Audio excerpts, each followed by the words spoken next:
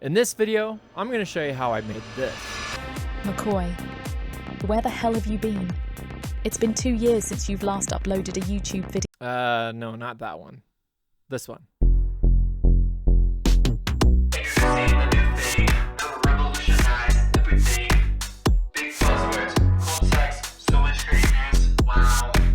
If you want to follow along, you can download the free project file. The link's in the description. I'm going to try something different from what you've seen in my other tutorials. I'm going to break down this tutorial into 3 chapters for beginners, intermediate, and advanced skill levels, all in the same video. My idea was that no matter what skill level you're at, you can skip to the section that applies to you. I'll be taking you step by step on how to create the animation you just saw. The tutorial is broken up into 4 sections, each section building off the previous section. First section will be getting started, where I'll go over the downloadable file, the method I use for creating kinetic typography, and setting up what I call a buffer zone. I suggest anyone following along with the project file to watch this section so you have an idea of how I set up the project file and why. This section will be available only with the downloadable project. Again, the link will be in the description. The second section is perfect for beginners, where we will start creating basic animations.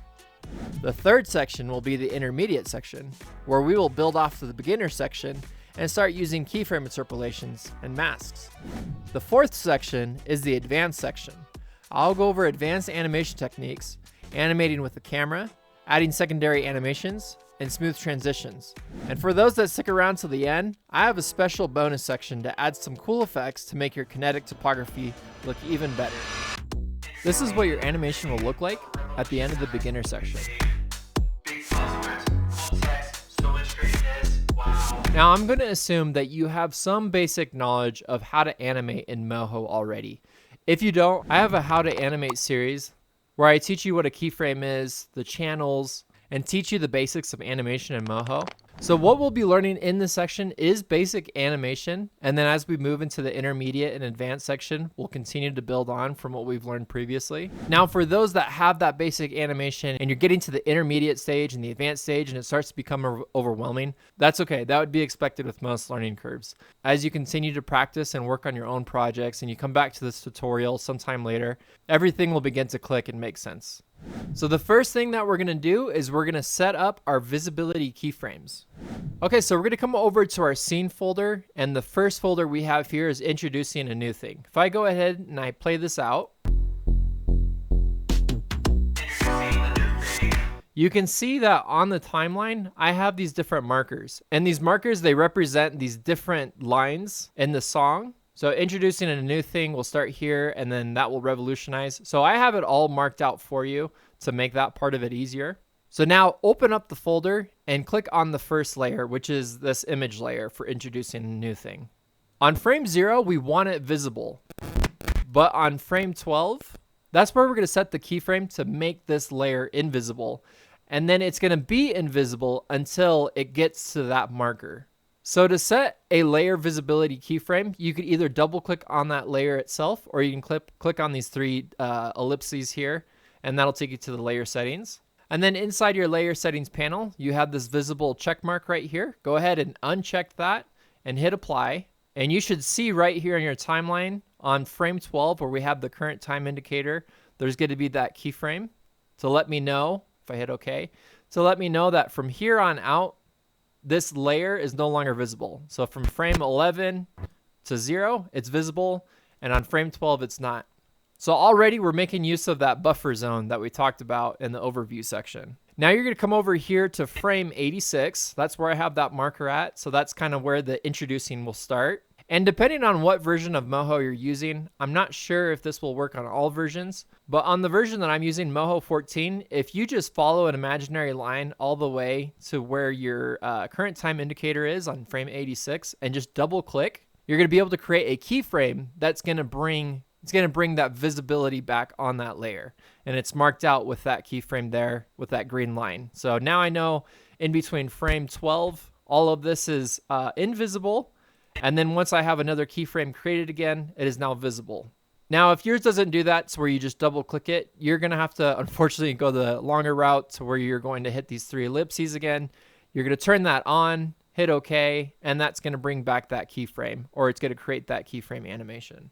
Hopefully that's not the case for most of you, because this is actually what's really nice too about creating a keyframe in your buffer zone on frame 12 is we can quickly just double click on the timeline because a keyframe's already been set for that layer visibility channel. All right, now the next thing that we're gonna do is we're going to crop the image. This is pretty easy. So with that layer selected, cropping, it's not a keyframeable thing. So that's the other thing that's really nice about it. Anywhere that you have that layer visible, so whether it's on frame 0 or frame 85, it doesn't matter. But anywhere that layer is visible, you can come up here to your crop tool. I can just come up here and left click and drag out a box for IN for that first part. Now the next part that we're going to do is we're going to duplicate the layer.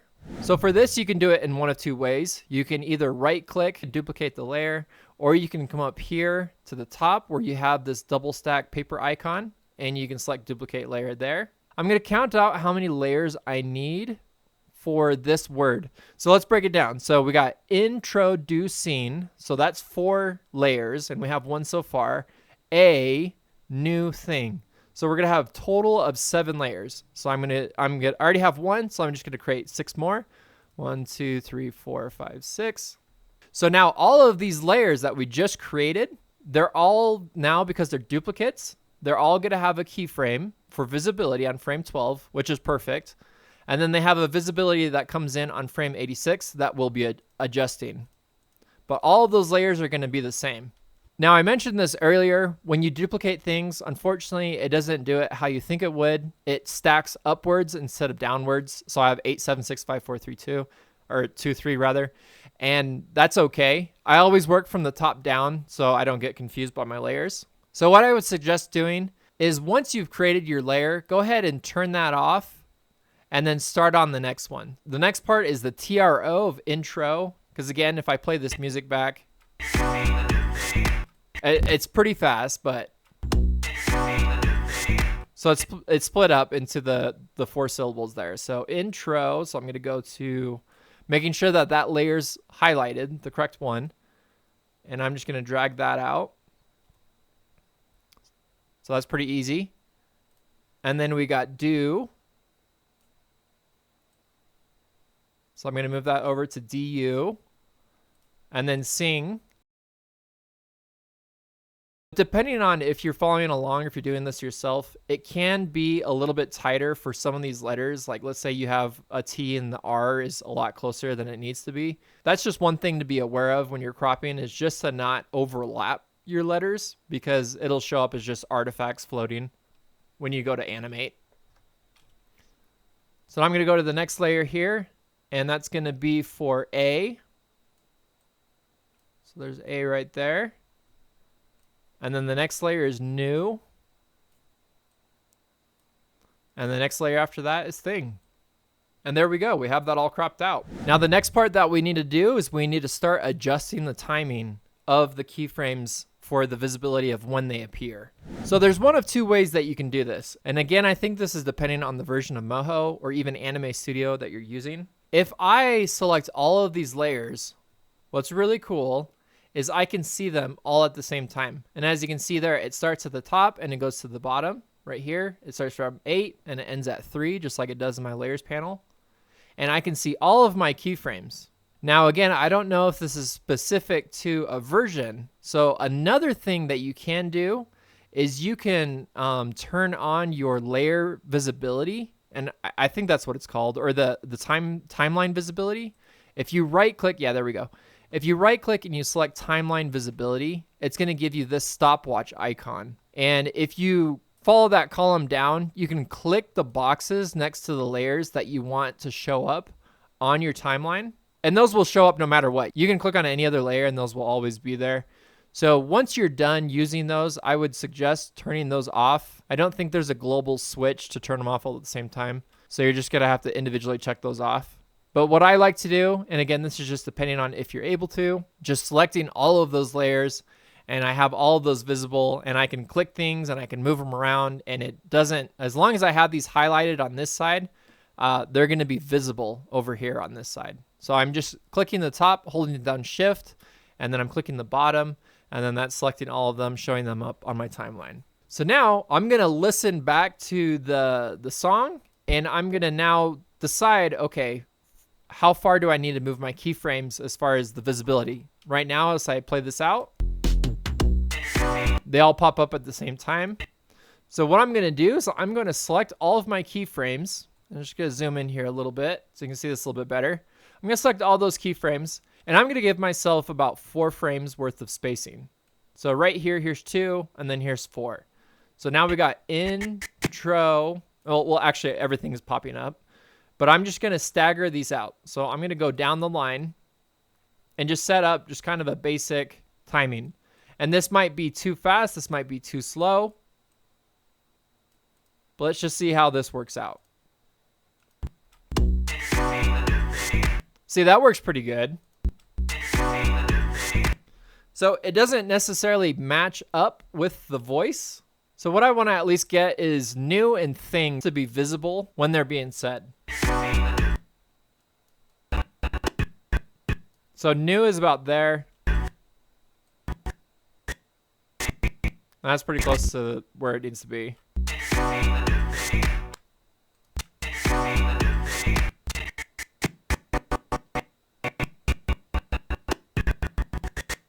Okay. So introducing, because it's being said so fast, it actually would be harder to have it like super close to match the actual words. So if I have them staggered out about 4 frames, that should be okay. Because one of the things you want to be aware of is your viewer not only needs to be entertained by the animation that you're creating, you need to make sure that they understand what it is that you're doing. And as I have music going, and as I have this animation going, I'm also having words pop up, and I want to make sure that they're legible, that they're able to read it, that it's on screen long enough for them to understand what this line is that I'm saying. Okay, so that's pretty much it.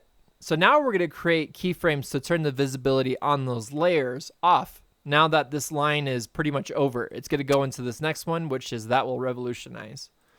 So to do that, again, depending on what version of Moho you're using, you can have all these layers selected, and you can go to your visibility and check this off, or you can just come in and just double click, going down, whichever it is that you want to do. So now let's go ahead and play this back. You can further refine this to however it is that you want. Just remember that it needs to be, your viewer needs to be able to read what it is that's being said. So if you want to match this to the beat or however you want to do that, that's totally up to you. All right, so now moving on to the next part. So from here, I'm just going to turn off the visibility of the layer altogether, and I'm going to toggle the other visibility for the next layer on. And I know the same thing, I need to set up my visibility keyframe for frame 12 on all of these layers. I want to make sure that they're not visible on frame 12. So I'm going to toggle all of these on. And if I open up all of these folders, this is just going to save me time in the long run. I'm going to select all of these images. And I'm going to go to the layer settings for all those images I selected. And I selected these with holding down Control and just left clicking on each one to individually select those. Go to my layer settings, and I'm going to take my visibility. Make sure I'm on my frame 12 here with my timeline indicator. Select the visible checkbox there. And it's going to say right here, multiple layers are selected. Changes will be applied to all. So I'm going to go ahead and hit apply. And as you can see there, it created that visibility keyframe for all those layers. So I don't have to do that anymore. And just go ahead and hit OK. I'm going to go back to the layer that I'm working with right now. That starts right here on this second marker, which is that will revolutionize. And following that imaginary line from that channel, I'm just going to double click and I'm going to make that visible again. And just like what we did before, I'm now going to break this down. So that will revolutionize. So I'm going to have 7 layers. So I'm going to start with cropping that first layer there. So I'm going to start with that. And then I'm going to duplicate it. Again, you can either right click and duplicate, or you can use this icon here. And I'm going to go 1, 2, 3, 4, 5, 6. I'm going to go ahead and turn off that layer. I'm going to do the next crop for that will, or just will. Turn that off. RE. Turn that off. Revo. And I might need to zoom in here a bit so I can see this a little bit better, because this is kind of where I can get some overlap. You can see here on E and V, it's pretty close. So I want to make sure I'm not overlapping those two letters. So LU, and then hide that, Sean, and then eyes. All right, cool. So now I'm going to turn those layers back on. That looks good. That looks good. There we go. So we did that all just like that. And it might seem tedious. To me, it's not tedious. I actually don't mind this process at all. And because it's a tutorial, this actually seems longer than it is, but you can actually really speed through this. We're going to select all of those layers like what we did before. So with all those layers selected, we're now going to set up our timing of when we want all of these words to appear.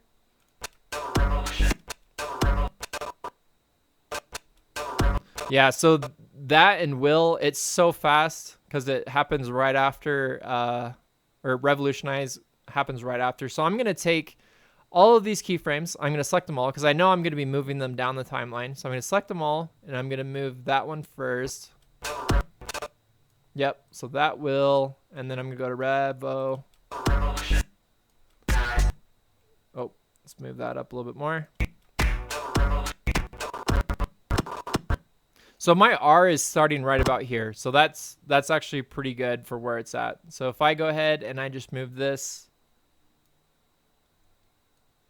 we can adjust the timing on this, but I'm just going to move these 2 frames just so I can get these out first so I can kind of figure out what the timing needs to be.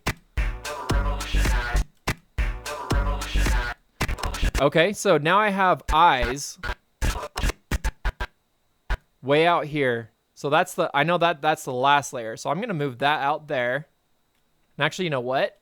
I'm going to, when I hit Control Z, it loses all of those.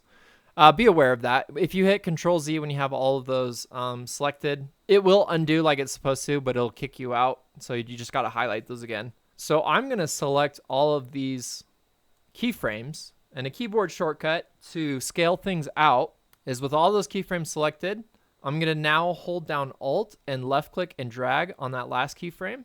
And the last keyframe that you selected, or the first keyframe in this case, in this selection, it's going to move out from that keyframe. So as I'm dragging this and I'm holding down Alt, you can see it's moving all of these. It's kind of spacing them out. Hey, that looks pretty good. This is actually spaced out every 4 frames, which I should have done first. But if I go ahead and I play this out, that's funny. I should have just done that. So far, 4 frames seems to be the magic number to space these out. So 4 frames is what it did for the spacing of those keyframes. All right, now let's go ahead and let's turn back on the other layer and let's just take a look at what it is that we've done so far. And for those that are beginners that are watching, this is kind of a hard thing to teach step by step, because what it does come down to is just the timing. It's just trial and error. It's you as a animator just taking the keyframes, moving around, trying to figure out what works. Even if you have something that works and you show it to someone, they might be like, "Oh, that's a little fast." You know, it's all kind of subjective to you, to your preference, to the preference of others. So that's why this tutorial may not be as straightforward in that sense, but it gives you an idea in terms of what it is that you should be doing. So now if I go ahead and hit play. Okay, so I actually want to match that up better because I like the rhythm of that, and it's not matching that rhythm. So I want to go back to that, and I want to adjust the timing on revolutionize.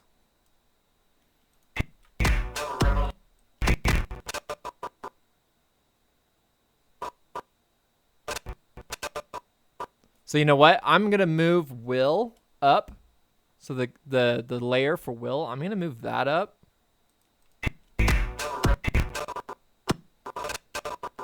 Because revolutionize, that actually happens right about here. So that will.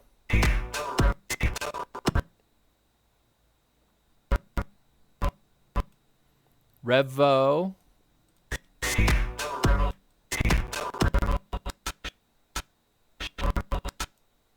Lu.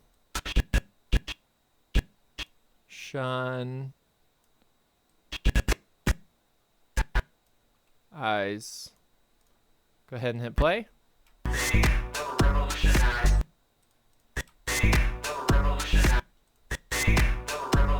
Okay, so that will, I need to take will and just move that back because that's coming in too fast. So this is the timing that I have. So I have it start off at that marker, and then I have about 5 frames or 3 frames here to where will pops in.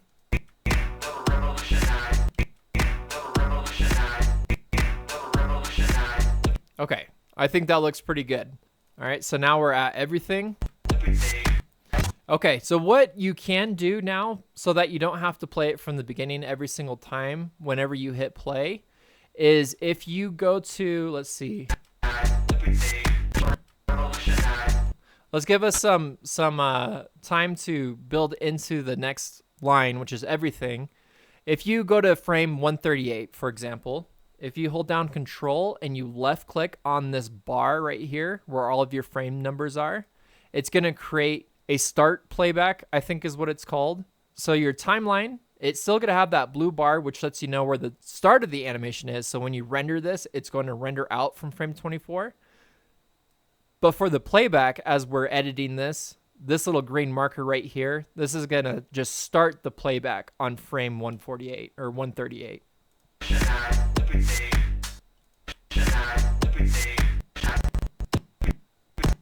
So right here on this layer, with that layer selected, we already have the channel created because we did that earlier. And now if I draw out that imaginary line and I double click, that brings in everything. Okay, so for this layer in the animation that I created, I just have it separated into 2 parts. So I have every and thing. So I'm going to go to the crop tool and I'm going to just zoom in here actually a little bit, just make sure I don't get that T by accident. So I'm just going to crop out every. I'm going to right click and I'm going to duplicate that layer, and then I'm going to do thing. Okay. And I'm actually, because again, I work from the top down, I'm going to drag down thing. So thing is on that bottom layer, every's on top. And for thing, I'm actually not going to use this period after the word. So I'm just going to crop that out. Okay. So with both those layers selected, I can now see the visibility for both of those keyframes. Go ahead and hit play. Okay, so I got every pops up, and then I'm going to have thing pop up at 168. Perfect. And I'm going to actually do that with the beat of the music, not so much with following the words of the song.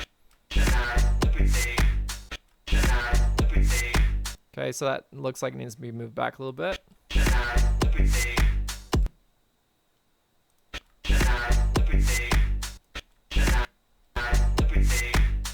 Okay, I'm just trying to get the timing on this. Okay, that looks a little bit better. Okay, so that's how we're gonna have that animated. So that's just gonna be separated into those 2 words. So let's go ahead and turn that visibility off. I'm gonna hit the home key, and that's gonna actually reset my view there.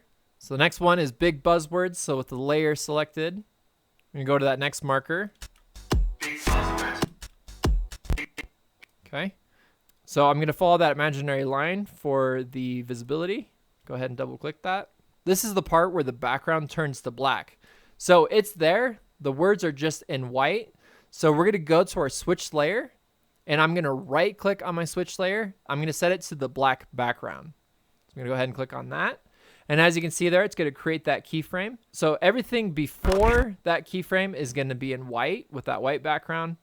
And then on that part right there, it's going to switch to black. So big buzzwords, that's separated into 3 parts. So I'm going to first set my crop up for that first part there. And then I'm going to duplicate this 3 times. And I'm going to go ahead and select that second part for buzz. Just zoom in here, just make sure I'm not overlapping my other text. And doing the same thing here. And actually, we're going to create another layer because I animate in the more advanced part, I animate the period afterwards. So we'll go ahead and we'll duplicate that again, move that down to the bottom. Go ahead and just crop out to the period there. And I think you know it pretty much by now. We're going to select all of those layers. Go ahead and hit play. So big pretty much comes up right about here. So BIG. Buzz.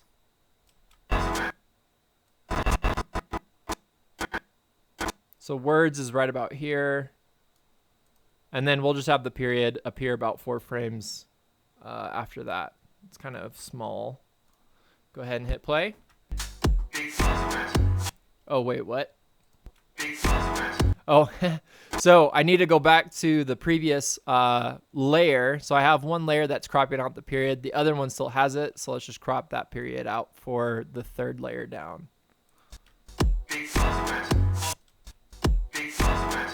Cool. That works. It doesn't need to be anything super fancy there. We'll be able to do some more advanced things with this in later sections. So now we're moving on to cool text. So now I want you to challenge yourself. Just go ahead and pause the video. We're doing 2 layers, and we're going to just set up the timing for these 2 layers for them to show up. We have our visibility keyframes. Make sure to turn those on.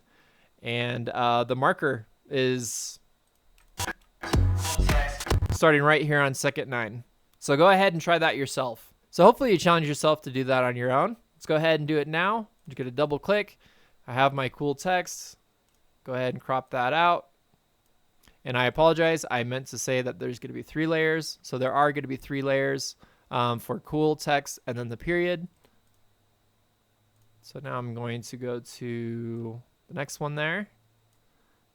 And this one, again, it's a little tight between the period and the T there, but it works.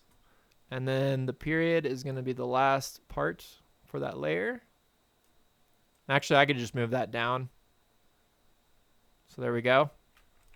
Highlight all those layers. So cool. Yeah, I can keep it at that marker. That's fine. Cool. Text right about there. In the animation, I have it roll in from the right side. So I'm just going to kind of set this back a little bit. Okay. Just so we have something visually interesting right now to look at. So much greatness. Okay. So then the next part we have is so much greatness. So much greatness. And one thing that just occurred to me is rather than turning off the keyframes, I was actually just turning off the visibility of the layer. So one thing that we do need to do, and I think we did at the first layer, is before each marker, now we're going to go in with all those layers selected. And we're just going to make sure that, so let's see here. Let me turn off the playback. So I'm going to hold down Control and left click to turn that off. Okay, so revolutionize. So right before it gets to everything, I just want to make sure the visibility is turned off for those layers. And actually, you know what? Probably at this point, it would be faster to just select all of them and go to the layer settings and turn it off. But yeah, we just want to make sure that those are off. Okay, so everything, we're going to do the same thing. Just make sure that before they get to the next layer, that they are off. Go ahead and turn that off. And then for the big buzzwords, we're going to do the same thing. Just on frame, I'm just going 1 frame before the marker. And this can be adjusted. That's not too big of an issue. But we just want to make sure we have our keyframe set. Okay, we're going to do the same thing for cool text. Just select all those. With all of them selected, go to the visibility, turn that off. And yeah, and I think that's all set now. So I'm going to create a new playback because we're pretty much at the end here. And I'm going to hold down Control and left click on 228. So much greatness. So much greatness. So that's just going to be separated into so much greatness. Four layers. So again, if you want to challenge yourself again, hopefully I gave you the right layer count.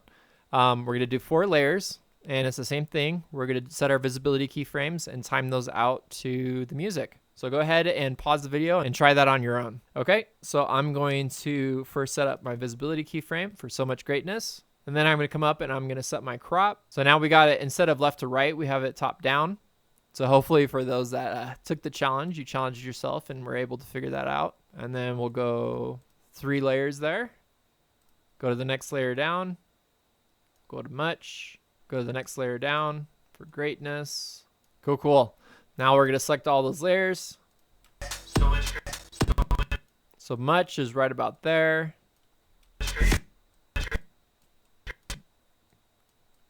Start of great is right about there. And then Ness is right about, whoops. Well, where did I go? And Ness is right about here.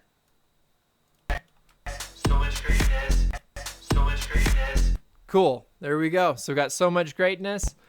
Now with all those layers still selected, we're going to go to the layer settings, turn off the visibility for the frame before wow.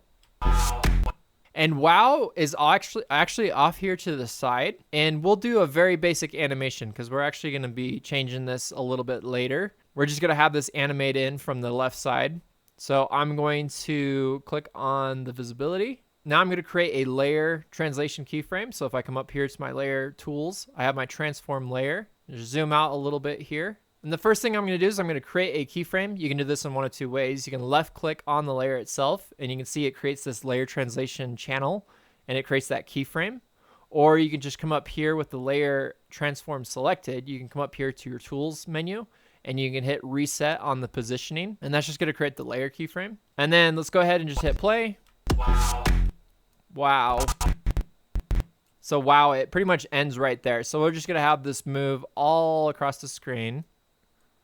It's a pretty big letter, or a pretty big word rather. And we'll just have it move over to the other side. So from here, we start it, and then it goes across the screen there. Cool, cool.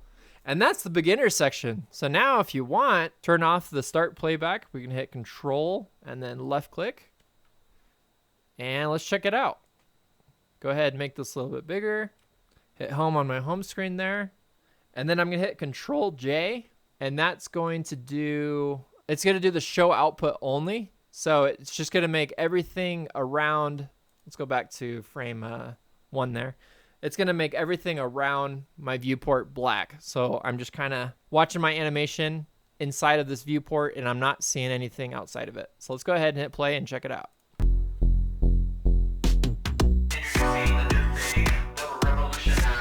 Haha, I think I just noticed something. Let me go back.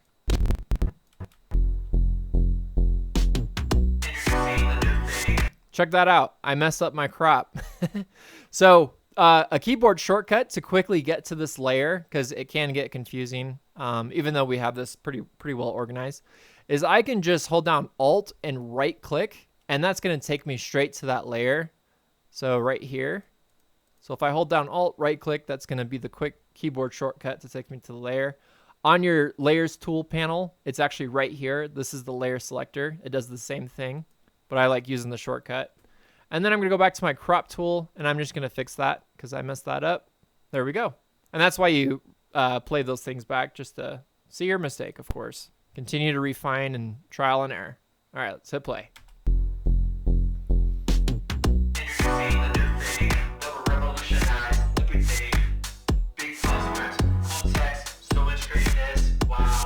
And there you go. If this is your first kinetic typography animation, awesome job. I think this stuff is a lot of fun. If you're liking the course so far, let me know down in the comments. If you're ready, we're going to move into the intermediate section. I'm going to go over keyframe interpolations and masks, and I'll see you there. This is what your animation will look like at the end of the intermediate section. All right, we are now in the intermediate section. This is where things really start getting fun and your animation starts coming alive. The first thing we'll go over in this section is speeding up our workflow and animation using keyframe interpolations. All right, so the first thing that we need to do is we need to create our animation that we will be interpolating. And I'll talk a little bit more about keyframe interpolation once we get there. So if I scrub through the timeline, so this first line introducing a new thing, We're going to keep this just how we created it in the beginner section. It's just going to be a pop-in visibility animation. Once we get to the second line, that will revolutionize. I thought it'd be cool to create some sort of typewriter text effect. So instead of just popping in, they're actually going to be popping up. Now, when I was creating this animation myself, I had all of the words that will and revolutionize all animated. However, because of the different camera zoom ins and things like that, it actually made it really hard to read the first word that. So we're not going to animate that. We're going to go right into animating will revolutionize. So with this group layer open, I know that the first layer is that, and then the second layer is will, and that's the word that we're going to start animating. So I'm going to put my playhead back on frame 127, and I'm going to create a keyframe for that position. Now to create a keyframe for these layers, I first want to make sure that the layer is selected, and then I'm going to go to my transform layer tool, and I can either left click on this layer, and as you can see there, it's going to create that keyframe, or I can click reset on the position up here, and it's going to create a keyframe for this original position. I'm going to go ahead 3 frames. So I'm just going to use the right key on my keyboard, 1, 2, 3. And I'm going to create another keyframe position. Again, I'm just going to left click on that word. Okay, so now we have 2 keyframes created, and now we want to create our animation. So with this word still selected, I'm going to hold down shift and left click and drag down. And I'm going to do about a length of that height from the word that and the word will. So it's just going to be a simple animation of it popping up, just like that. Now I'm not going to get too deep into keyframe interpolations. I do have a video on keyframe interpolations, what it is, how to use it, and why. But in case you didn't know, you have always been using some sort of keyframe interpolation. In digital software, when you set a first position and a second position, it's going to get to that second position somehow. So in the case with Moho, it has a keyframe interpolation called smooth. That's the default keyframe interpolation. But there's many others. If I left click on the first keyframe and I right click, you can see I have different options here that it's given me for keyframe interpolations. The one that we're going to be using throughout this tutorial is going to be the elastic keyframe interpolation. So I'm going to go ahead and select that. You can see now that I have set my elastic keyframe interpolation because the symbol for that keyframe has changed into this little squiggle. Now let's see what it does. If I hit play, it's actually really hard to see what it's doing right now because I have these 2 keyframes so close together. So it's actually moving really fast. But I'm just going to show this for demonstration purposes. You don't have to copy this yourself, but I'm just going to move that second position over, and I'm going to move the first keyframe down right about there so you can see what's going on. Okay, so you can see that it's shooting off and then it's slowing, it's overshooting its position, and then it's bouncing back and forth. It's got that elastic motion, and that's the interpolation that it's doing. If I set this to linear, you can see that it's just linearly moving to that one position to the next position at the same rate of speed. So that's all that a keyframe interpolation is. It's the in-betweens of the 2 main keyframes. Is it going to be slow and then fast? Is it going to be elastic? Is it going to be a constant speed? So I'm going to hit undo. I'm just going to bring back to how it was before. So going back to this keyframe interpolation, if I hit play, you can see that it's bouncing. And I know that it's bouncing because right here in my value, it's showing me how many times it's bouncing. So it's bouncing 4 times and then at a scale of 0.5. Now, if I go to the part where it overshoots the most on this bounce, so right about here on frame, looks like right around here on frame 130, if I increase the scale, you can see that it's going to increase how far it's overshooting the original position. So it's creating a really hard bounce going back and forth and then settling. And then as far as the bounce count, that's pretty straightforward. It's just how many times is it bouncing. So I can set it to 10. And obviously I can get a pretty crazy result like that. So that's why I have mine set to a bounce count of 1 and a scale of 0.8.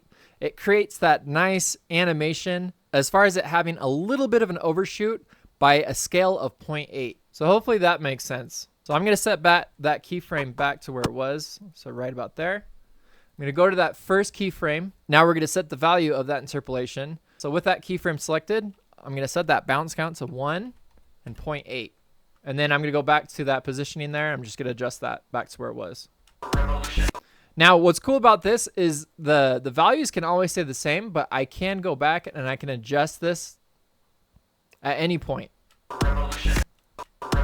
So for right now, I'm going to leave it as it is. It actually helps me to see everything relative to one another. So I need to see the rest of the animation playing out with all the different layers so I can make sure that this is looking the way I want it to. So I'm going to leave it how it is right now. Now, like I talked about with these image layers, what's really cool is I can just take that animation and I can copy it and I can paste it onto the next set of layers. So I can reuse this animation over and over again. So I'm going to do the shortcut that I was using before. I'm going to left click on that first layer that we already have the animation on. And then I'm going to hold down Shift and left click and just select all of these different layers. I'm going to pull up my layer panel here so we can see that they're all showing on my timeline. And because I already have that first set of keyframes copied, I'm going to go to the visibility of the next layer. So right here, layer 5, you can see it's being highlighted as I'm clicking these different layers.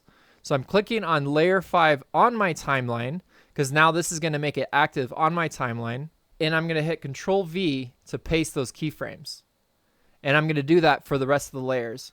So I'm now going to go to the start of the visibility so that I can match the visibility with the animation for the next layer, which is VO. And I'm going to hit Control V and paste. Do the same. Control V and paste. And I'm just going to do that for all of those keyframes there. So once that's all done, I can now go to my timeline here and hit play. Okay. So I think that looks pretty good. However, I do want to move all the layers up just a bit. I want Will and the other layers to be just below that, so it's not having to travel so far. So it's going to be something right about there. Now, I just made this adjustment. As you can see here, it created all those keyframes. I'm going to play this out so you can see what it's doing. So you can see that as I'm scrolling through my timeline here, if you're looking at the next layer, which is RE, you can see that layer is moving down. The next layer is moving down. So even though I wanted to move them down all at the same time, they're still going to move into that position that those original keyframes were set at. So what's cool in Moho is I can do relative keyframing. So with all these layers selected, I can change the position of all of these layers at the same time. Now to do this, what I have to do is I have to select the first keyframe, so the position keyframe that we want to change. So I'm going to have all of those selected by left clicking and holding down Control and selecting the rest of them. And then I'm going to come here to my timeline, and this might look a little bit different for you. But right here, let's see if I can get the thing to pop up. There we go. Relative keyframing. This is the button that I want to click, and it's going to turn my timeline red. Outside of these short changes, you don't want to leave relative keyframing on. You can make accidental changes that are not intended if you leave this on. So again, I'm just going to show this for demonstration purposes. I'm going to make it super exaggerated, and I'm going to move all of these all the way down here. And you can see that if I hit play, they're all playing down from the bottom. So I'm going to hit undo, and let's put it to where we want it. So I'm going to want it right below that. So I'm going to hold down Shift, and I'm just going to drag that up. If I play this out, perfect. That's actually looking a lot better for me. Now, if you take a look at your timeline, it did create keyframes for that position. However, you can delete all of those keyframes for those layers that have an additional position keyframe. So for this top one, I'm going to leave it as is because that's where I want it. Because we use relative keyframes and we highlighted the keyframes that we want to change the position to, these are already changed. So I can just go and I can delete these extra keyframes. You can leave it if you want, but if you want a cleaner timeline, you can just delete those. And just to make sure, I can hit play. And I can see that it's in the position that I want it to be at. All right, now for the important part, make sure to turn off relative keyframing.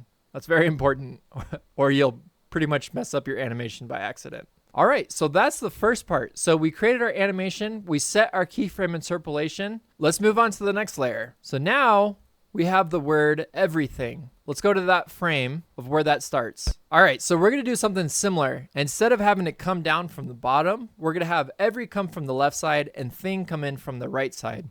And we're gonna use that same keyframe interpolation, but with slightly different timing. So I'm gonna do the same thing. I'm gonna select every with my transform layer tool. And this time I'm gonna go out about 10 frames, which is gonna put me on second 7. And I'm gonna create that other keyframe for that position. Now I'm gonna go back to the first keyframe. And what I wanna do is I'm going to right click and I'm just gonna move this word to the edge of my workspace.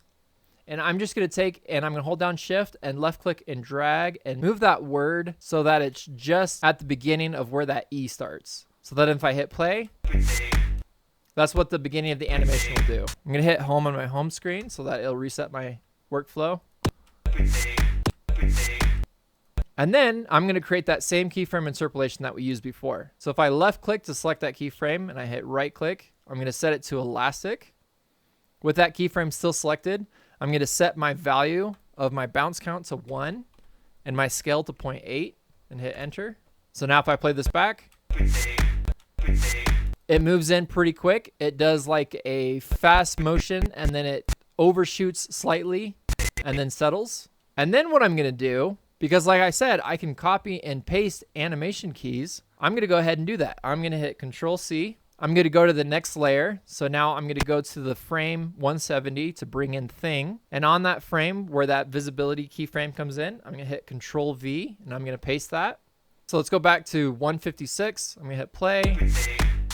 All right, so you can see now that thing is also coming in from the left, and what we wanted it to come in was from the right. A really quick fix for this, if you select that first position keyframe where it's coming in from the left, if I come up here to my value with my transform layer tool selected, if I come to my value of X, I can see that it's coming in from the negative side. So it's -2 on the X axis. So that's the horizontal line that it's moving on. And all I need to do is just go in and change that value from -2 to positive just by taking out that negative. And it's gonna change that value so it's coming in from the right side. All right, I'm gonna hit home and let's hit play. Okay, that looks pretty good. And it looks like the motion is coming in with the beat, so that still looks pretty good there. So you can see already how keyframe interpolation, it's saving you from having to create all these additional keys.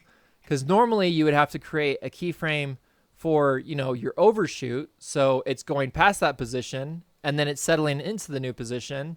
And maybe you would have to create some Bezier keys to give yourself more control as far as how fast it's moving to that next position.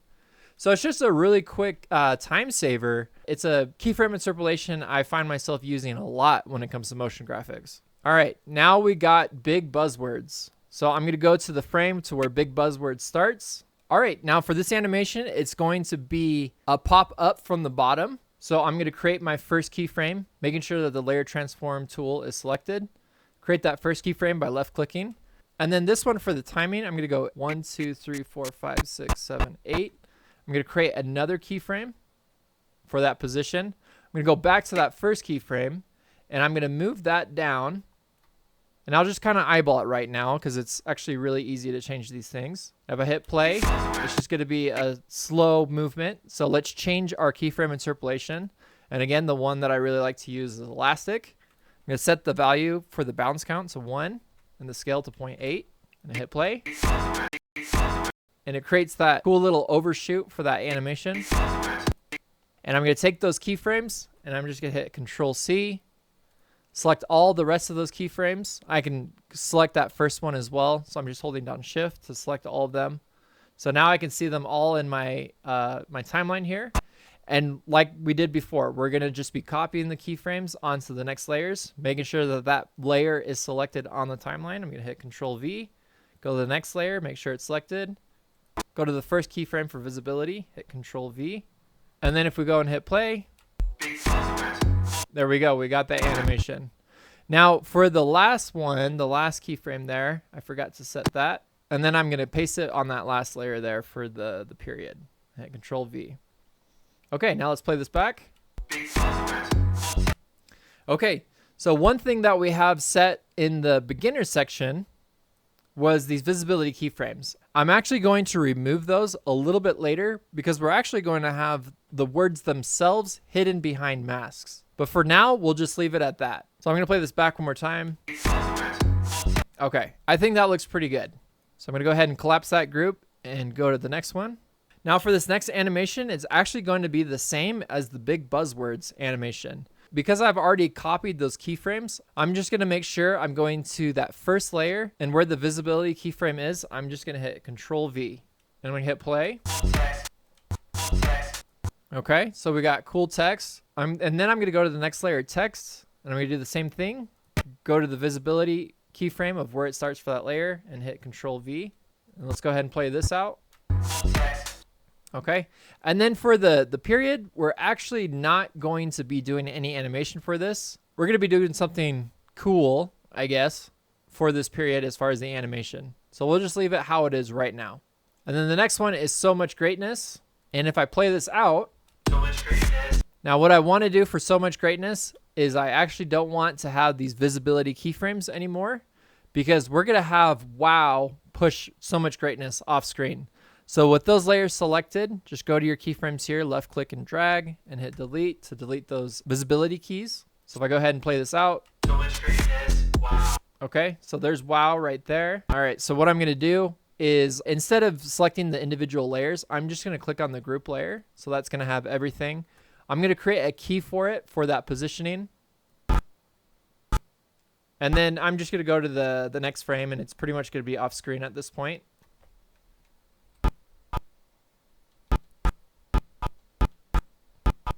Yeah, that's moving pretty quick. You know what? Let's have it move slightly before wow comes in. A little bit of movement on it. What I want it to do is look like wow is pushing it off screen, but it might just look like it's disappearing for how fast it's moving.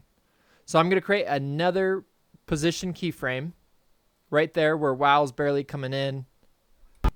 And then it's going to push it a little bit right about here. And then it'll push it off screen completely. So it'll look like this. Wow. Wow. There we go. Wow. So now it won't look like it's just blinking off screen. Okay, so now we set up a basic animation with our keyframe interpolations. Next thing we'll cover is the hide all and view all mask. If you're new to masking, I'm currently working on a complete guide to masking in Moho tutorial. If you're watching this in the future, chances are it's already complete, and the link will be in the description. I will do my best to give a quick overview of masks, but for a complete tutorial, please refer to that video below. So on my timeline, I'm going to be here on frame 156. This is where everything on that third marker is animating. And what we want to create first is a hide all mask. Now, a hide all mask is a mask that we create that anything that's outside of that mask will be hidden. So what I'm going to do is I'm going to draw a rectangle around everything, and anything outside of that rectangle will be hidden. We're going to be hopping between frame 0 to create new designs and this current frame 176. There's a keyboard shortcut that lets you do that quickly. If you push Control-Shift-D, that's going to take you to frame 0. And if I hit Control-Shift-D again, that's going to take me back to my current frame on the timeline. In Moho 14, there's another shortcut for that. It's this button right here with the 0 and the 2 arrows. And I can hit that, and it's going to do the exact same thing. So I'm going to use that shortcut, and I'm going to take myself back to frame 0. Now what we want to do is we want to create a vector layer that's just going to be a rectangle. Right now on frame 0, things are pretty messy. So to just isolate that layer that we're working with, I can go to the group layer, everything, and I can hold down Alt and left click, and that'll just isolate that layer for me. Now what I want to do is just select one of these layers inside this group, and I'm going to create a new layer. It's going to be a vector layer. And I'm going to move that layer all the way to the bottom of this group because this is going to be our mask. So I'm just going to label this mask. And like I said, it's just going to be a simple rectangle. So I'm going to draw that out. I'm just going to give it a color of red so that it's visible. And with my mask, I want to make sure that it has a fill. It doesn't need a stroke. So I'm just going to go ahead and draw out that rectangle. And for whatever reason, it defaulted back to white. So I'm just going to select that shape again and left click to create my fill. And then I'm just going to zoom in and I'm going to adjust the edges a little bit. I want to give myself a little bit of padding on the side. And now what I'm going to do is set that mask. So to do that, I'm going to go to the group layer. I'm going to double click, or you can click on the 3 dots right here to take you into your group layer settings. select the masking tab, and I'm going to set this to the hide all mask. Go ahead and hit apply and OK. Now, right now, it doesn't look like anything has happened, but if I hit Control-Shift-D and I go back to the layer to where this animation's happening, and I just go play this out, you can see that outside of that rectangle, everything's hidden. And then when it comes into that rectangle or that mask, it's now visible. Now I want the words to be visible. However, I don't want the rectangle to be visible. So I'm going to select the mask layer that we just created there. I'm going to right click it. I'm going to masking, and I'm going to go to add to mask, but keep invisible. If you don't have the right click option, you can just do the same thing. Go into that layer, go into the layer settings, masking, and then select add to mask, but keep invisible. And then go ahead and apply an OK. All right, so if we play this back, we have it coming in from the left there, and it's coming into that mask. It's now becoming visible. So it's just not popping into place. It creates this cool effect that most motion graphics use. Okay, now we're going to do a little bit more advanced masking for this group layer. Because what we want to do is in the original animation, we're going to have the dot and the eye pop up, and then it's going to help us create a transition for our next scene. So now what we want to do is we want to create a mask that makes everything visible or reveals everything outside of the mask, but hides it when it's inside of the mask. So just opposite of what we did. And that's how we're going to get rid of that eye in everything. So the first thing I'm going to do is I'm going to select that layer that we're going to be creating that mask for. And a mask always needs to be inside a group. So I'm going to right click that layer, go to group with selection. And if yours is like mine, I can't create a group with selection on anything but frame 0. So I actually need to go back to that frame. So I'm going to hit Control-Shift-D. So I'm back on frame 0 now. I'm going to right click, select group with selection. That layer is now inside of a group. And now what I want to do is I want to create a new vector layer, and I'm just going to create some sort of shape that's going to hide the eye. In this case, I'm just going to create another circle that'll hide the eye. Now for any of our masks, we always want to make sure that the mask itself is below anything that it's masking. So in this case, this layer 2 here, I'll call mask, and it's going to be below the image layer that we're masking. And I'm going to create a simple shape. I'm just going to zoom in here. I did not mean to create a square, so let's make it a circle. I'm just holding down Alt because that's going to create the shape from the center. If you just hold Shift, that's going to create your circle, but Shift and Alt is going to create it from the center. Doesn't need to be perfect. It just needs to cover that dot. And then I'm going to go to that group layer, and I'm going to change its settings. I'm just double clicking on that group layer, going to masking, and I'm going to select Reveal All and hit Apply and OK. And as you can see there, that's going to disappear because the mask itself is set to subtract from mask.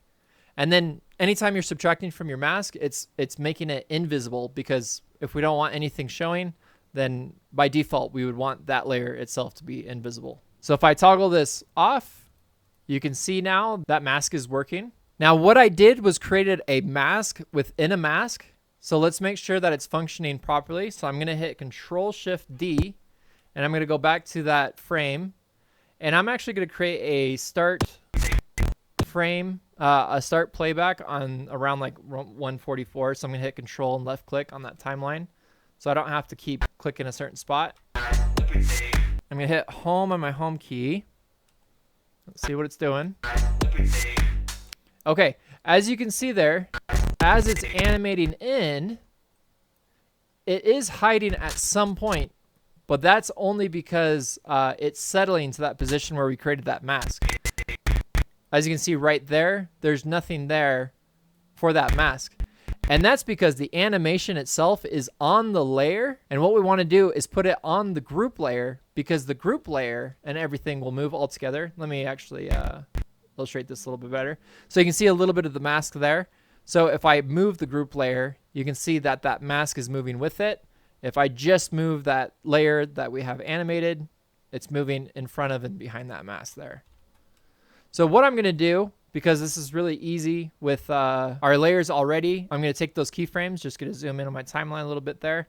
I'm going to take those keyframes for the second layer of everything, And I'm going to paste that animation into the group layer itself. Again, just make sure I got the timing right. So I'm going to go to the exact frame of where that animation starts and just paste that for the group layer itself. And if I play that back, okay, you can see it's not working. And that's because I need to go into that layer and now delete those animations. So I got to go into the everything layer because now we have two different animations going on, and just delete those. And now it should work. So if I hit play. So right now it's working exactly as it should. It's hiding that eye. However, we're going to go back to frame 0 and we're going to create a dot that we can fully control out of just a vector shape. So I'm going to hit Control Shift D and I'm going to go back to frame 0. I'm going to create a new vector layer. And I'm just going to hide that mask for right now. And I'm just going to draw a circle similar to the shape that we have here. Just kind of move that into place there. Again, just holding down Alt, it just helps to center things from the middle there. And that looks pretty good. Now I want to make sure that that is the same color as the rest of the text. So I'm just making it that black color there. I'm going to turn that mask back on. And as you can see, as I turn that mask back on, this layer is set to that mask just the same as it is for the image. So that's why it's hiding it again. So I'm just going to call this layer dot so that it's easily distinguishable. Currently it's masked. I don't want to mask it. So I'm going to right click and I'm going to masking and say, don't mask this layer. So now if I hide this dot, you can see that the other dot is still hidden.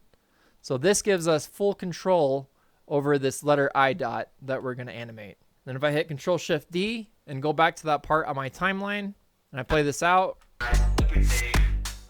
So as you can see there, I have some visibility on that dot there. I don't want that to be visible. And it looks like it's not part of the mask inside this group. I'm not quite sure why that is. Probably because I set it to don't mask this layer, so it's just taking it out of the mask altogether.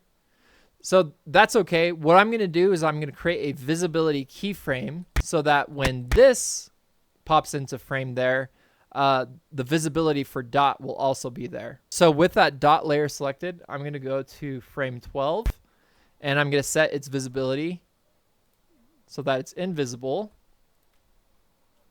And then I'm going to go back to that layer, my layer 4 layer there. And I actually, you know what? I'm just going to rename this thing so that's also clear. But I'm going to go to that frame. There we go, right there. Of where the thing is visible. And I'm going to bring that dot back in with the visibility. All right, and then I'll just play this out again. Okay, there we go. That's looking how it should. And then in the advanced section, we won't do this now, but the advanced section, that's where we're going to create the bounce up of this little eye, and then it's going to help us transition into the next scene. But let's keep moving forward. So we're going to go to the next layer for big buzzwords. So it's going to be right here on frame 192. Hit home on my home key. Okay, so for this one, I'm going to use a reveal all mask, and I think at this point it's kind of preference. So whether you want to use reveal all, hide all, it doesn't really matter. But I'm going to use reveal all because I'm going to be able to control my masks separately so that it's going to hide big buzzwords. And then what we're going to do is we're going to create an animation of it going up, and then big buzzwords will be replaced by cool text. So same thing as before, I'm going to go back to frame 0 and I'm going to create my two masks. And to see this on frame 0, I actually need to change my switch layer to the black layer there. So if I right click and I go to black background, I can now see what I'm looking at there. And I'm going to select my rectangle and again, just make it that default red color there. Drag that out. And again, for whatever reason, it's not turning red. Now I just want to make sure that the box that I'm creating will be big enough to hide the words that it's supposed to be hiding there. And again, all this stuff you can change. Nothing is finite. So that looks pretty good for right now. I'm going to duplicate that layer. So I'm just going to call this mask. And I'm going to duplicate this layer.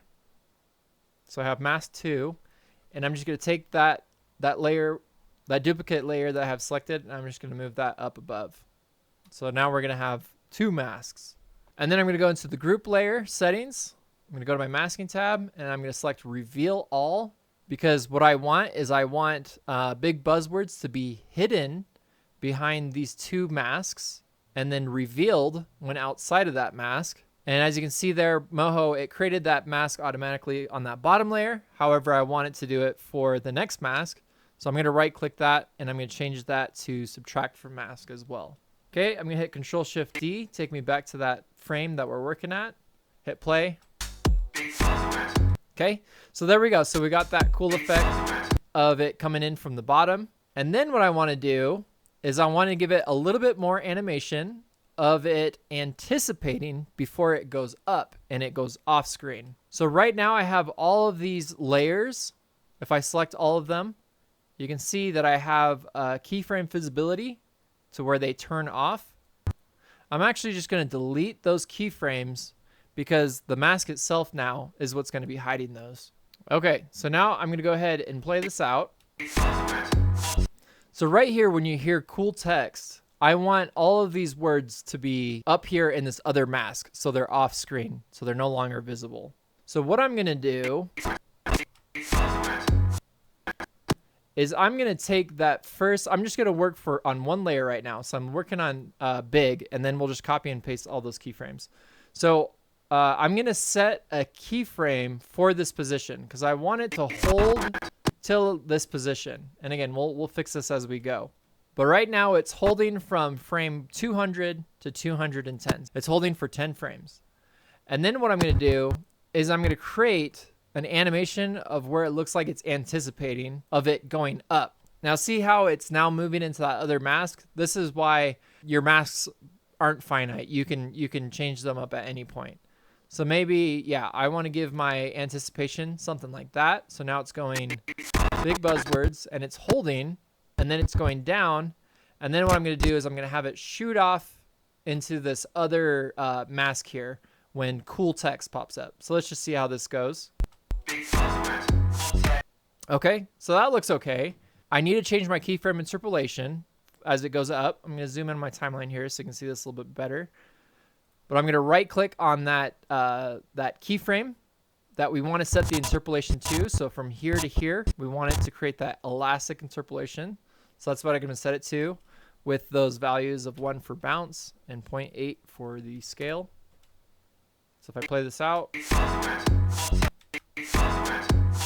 Okay, so again, this is going to be a little bit of just trial and error just to make sure that I have my timing right. But right now it looks pretty good.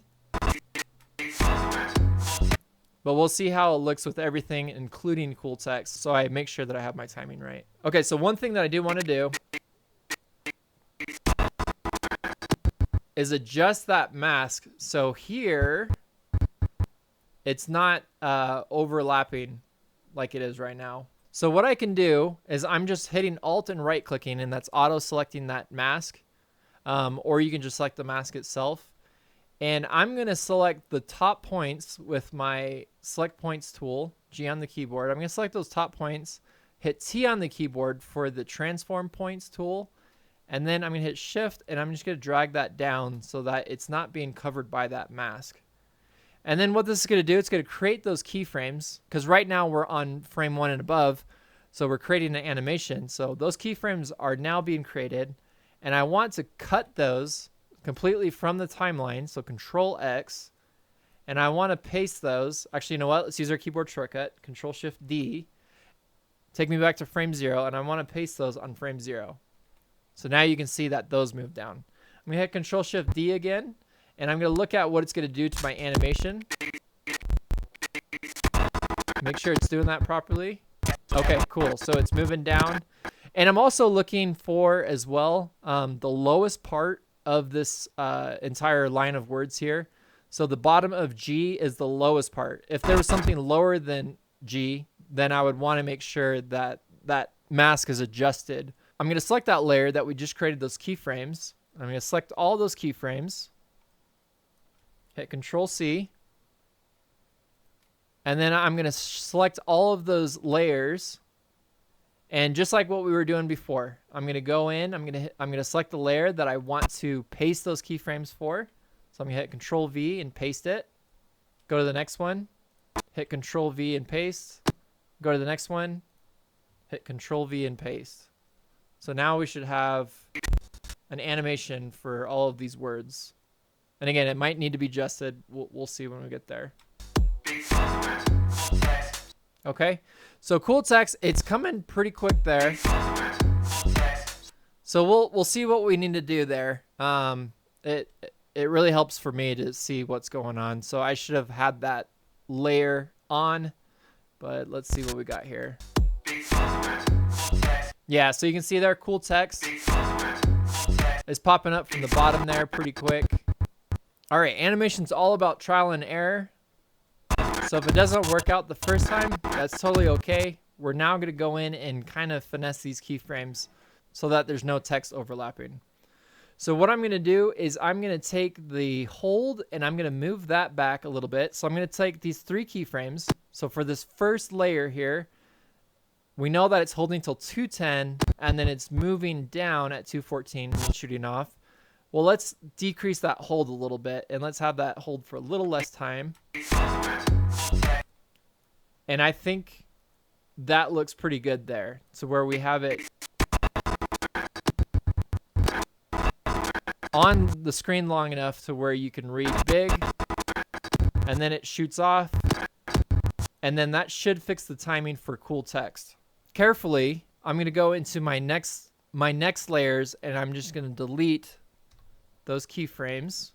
And then again, I'm just going to take and copy that whole line of keyframes, select the layer, paste, go to the next layer, select it and paste, and paste.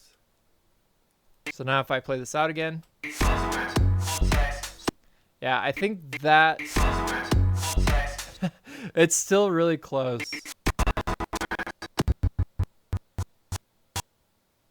But for the sake of the tutorial, to not make this too long or confusing, just know that you are probably going to need to make some additional changes on your end. So I'm going to fix this on my end doing what we just did now. Okay, so what I did is I just took that hold, so from frame 200 to 206, and I just reduced it for the remaining layers. So the animation is still the same as far as how fast it moves up for each of those layers. I just reduced the hold is all I did so that it moves off screen a little bit sooner and doesn't hold as long. So this is the effect that I got. Now even that could probably still be adjusted because now you got cool words that's on screen right there. But you know what? It's preference. I like it, so I'm going to leave it. All right, now we got cool text. So in the animation, I have cool after it pops up. It then shoots off to the side, on the left side cool, and then text shoots off to the right side. So I know I'm going to need to create a mask so that it disappears on each side there. So the first thing I'm going to do is I'm going to select all of those layers, and I'm going to left click and drag over those visibility keyframes, and I'm going to delete those because now I'm going to have the mask that's going to hide everything. All right, and now I want to create my mask, so I'm going to hit Control-Shift-D, and I'm going to go back to frame 0, and I'm going to hit Alt, and on that cool text group layer, I'm going to left click so I can just isolate that right there. It's preference. I'm going to use a hide all mask. So anything that's inside of this area here will be visible, and then everything outside will be hidden, like what we did before. I'm going to create a vector layer, and it's going to be a rectangle with a fill of red. Right now, I'm going to try to kind of determine where I want my mask to be, and I think right about there. So it disappears on either side, and then it's popping in from the bottom. So we'll just move this in slightly so that it's closer to the bottom there. Now, I like to have everything perfectly centered. So right now, I know that this rectangle I just created, I just did it by eye. But if I want it to have perfectly centered on the X axis, I'm just going to come here to this value, and I'm going to hit 0. And that's just going to center that so that it's equally the same on both sides of that rectangle.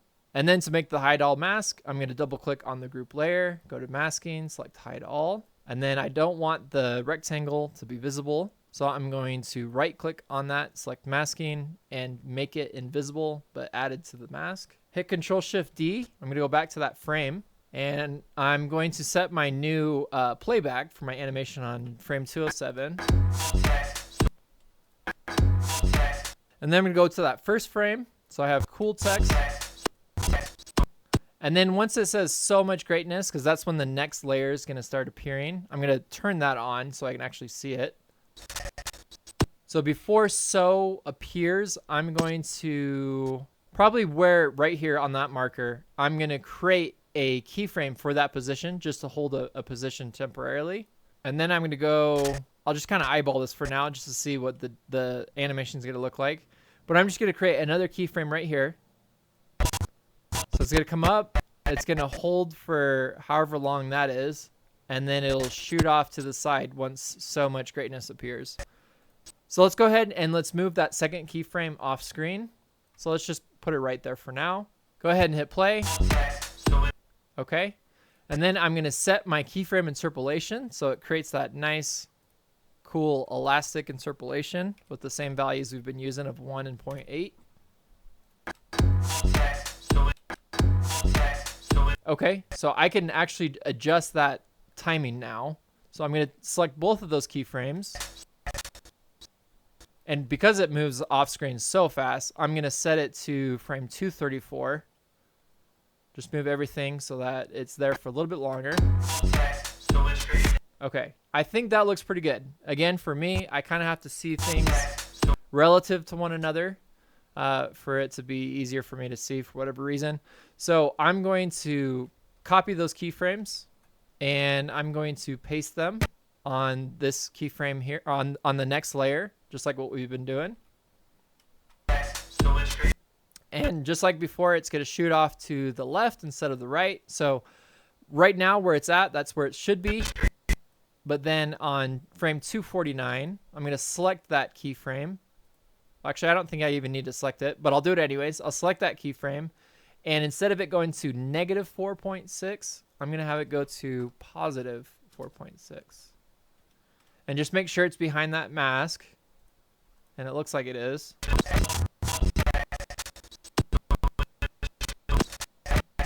Oh, okay. I messed up my timing there a little bit. So I actually want them to go off at the same time. So pasting it is okay, but now I need to adjust the timing. So I'm going to select both of those layers. And so I have that first layer there, and I'm going to select that second layer set of keyframes, and I'm going to move that so that the timing matches. So now we got this.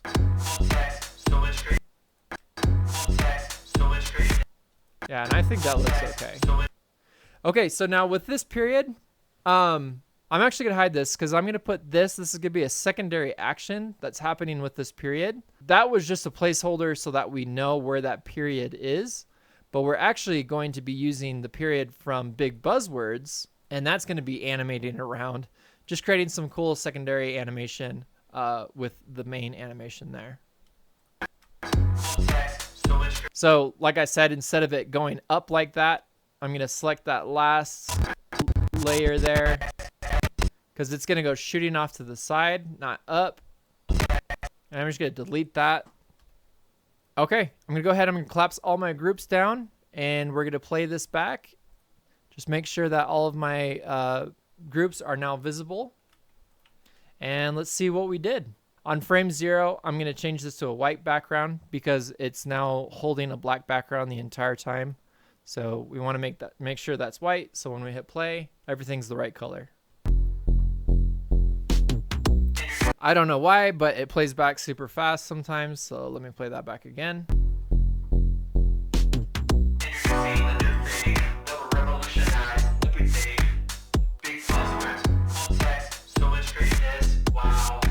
Cool, cool. Like I said, we're going to do some cool secondary animation with that dot, so that won't be there the whole time. But yeah, if you were a beginner and you got this far, or if you jumped straight to the intermediate section and you understood what's going on, awesome job.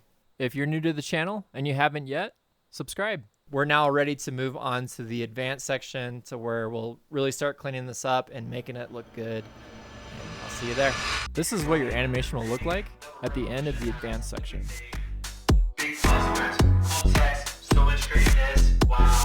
All right, We are so close to the finish line. We're in the advanced section. If you're an intermediate and you are able to complete this section, awesome job. If you are a beginner and you made it this far, you should really be proud.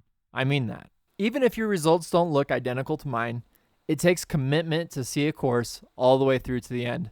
If you give yourself a chance, I think you can make it through this section. I'll do my best to help you get there. The first thing that we'll go over in this section is animating the camera. All right, so the first thing I'm going to do is I'm going to navigate to frame 124 when that appears, because this is where we're going to set our first keyframes for our camera. Now, if I come up here to my tools panel here, you can see that I have two camera options. These are the two that we'll be using. We have track camera and zoom camera, and they do exactly what it sounds like. The track camera lets you move left, right, up, down. Now, what I have set up here in my view is a video safe zone and a rule of thirds. So if you come up here to your view menu and you check on video safe zone and you check on show rule of thirds, you're going to have these options here up here. Now the video safe zone, this inner box here, this is called your title safe zone. This is just to account for different aspect ratios and different devices.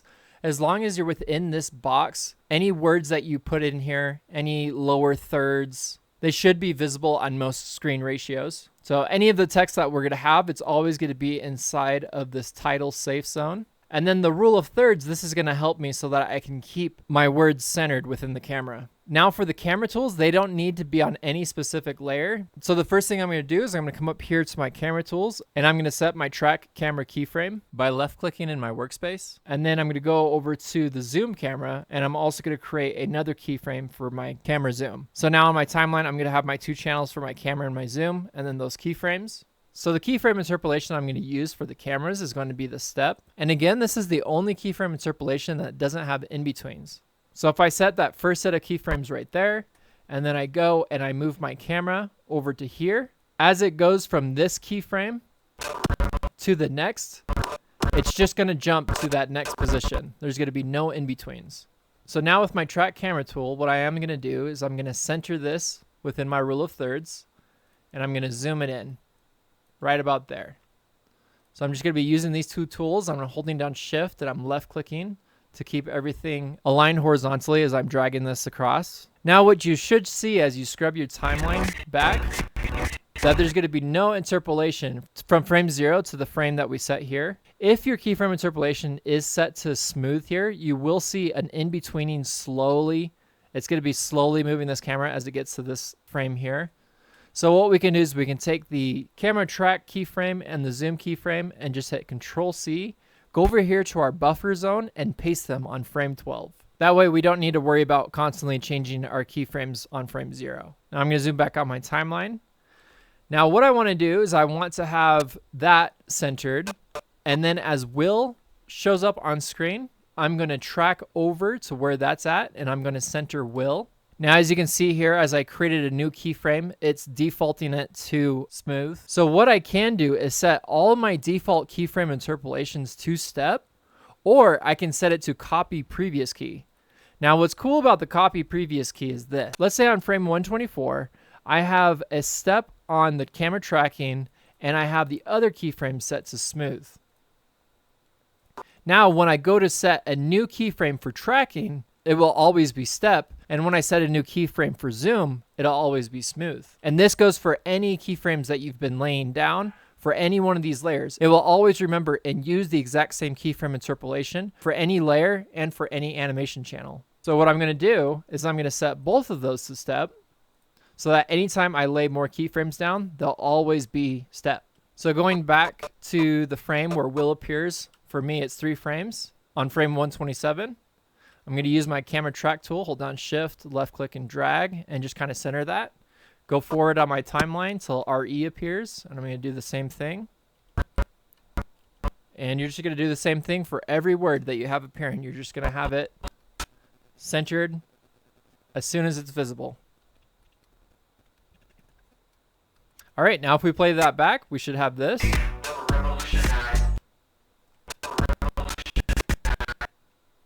Very cool. Now as I zoom out on my workspace, watch as I keep on playing, everything is now off to the left. And that's because we actually moved the camera of our entire scene. So because I'm using a step keyframe, this is actually really easy to fix. What I'm going to do is on frame 176 for right now, I'm going to go to my track keyframe because we're not going to mess with the zoom. We'll just leave that where it's at right now. And if I go to the track camera tool settings up here at the top, I can hit reset, and this is going to reset back to my original camera that we used on frame 0. So now if I play this out, okay, as you can see there, it pops over because we need to set that camera keyframe before everything shows up. Now I'm just going to keep playing through on my timeline.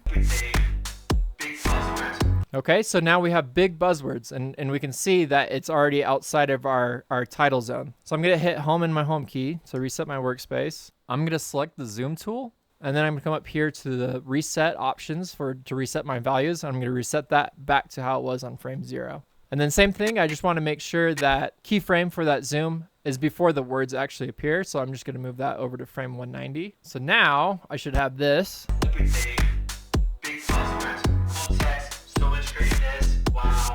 Awesome. Now I'm going to come back here to frame 120 and I'm going to play this out. Okay, so for right here on revolutionize, I want to have these words move out to the left. So what I'm going to do is I'm going to have that will revolutionize the group layer selected. And then with the transform layer tool, I'm going to come over here to frame 150 and I'm going to create a keyframe. And then I'm going to go over about four frames there, and I'm just going to move that off screen. So now if I hit play, I have this. So it's just going to be moving off screen there.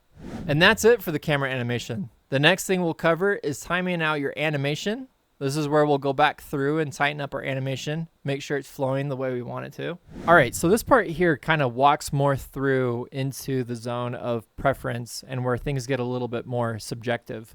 So I'm going to show you my process of kind of how I look at my animation overall and how I decide my timing, what works, what doesn't. So there were some intentional placements of keyframes that we put that were a little offbeat and things like that so that we can go back through this section and fix those. So what I like to do is just start from the beginning and play it out.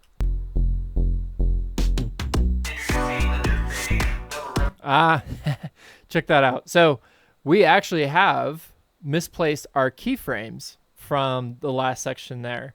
And that's because we took the keyframes from frame 124 and we pasted those onto frame 12. What I should have done is reset those two tools for the camera zoom and the camera track on frame 12. And all we were trying to do is just avoid any interpolations that a smooth keyframe might cause. So with the track tool selected, I'm going to go here and I'm going to hit reset. And then for the zoom tool, I'm going to do the exact same thing. Just come here and hit reset. So now on frame 12, both of those keys are reset. So now if I hit play. Okay, cool. So that's exactly where we want it to be. Just right there inside of that title zone there. Now the other thing I like to do, as you can see here, is I have Control J. This is for view, show output only. This kind of helps me so that I don't see any of the text outside of the frame that I will see in the final animation. And then another thing that I like to do is just click on the eyedropper tool, and that just reduces any other potential layers that I might have selected from those showing up. So again, just gonna hit play.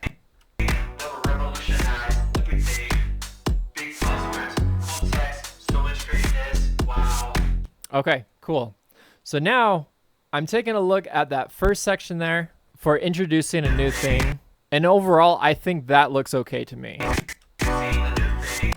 I think the timing on A and new, those can be adjusted just a tad. But honestly, for me, that really doesn't bother me at all. However, what does bother me is when I go to frame 120 and I play this out. I think the timing for this type of animation, when we had it with no camera, and I'll just play that out so we can see what that looks like. So having that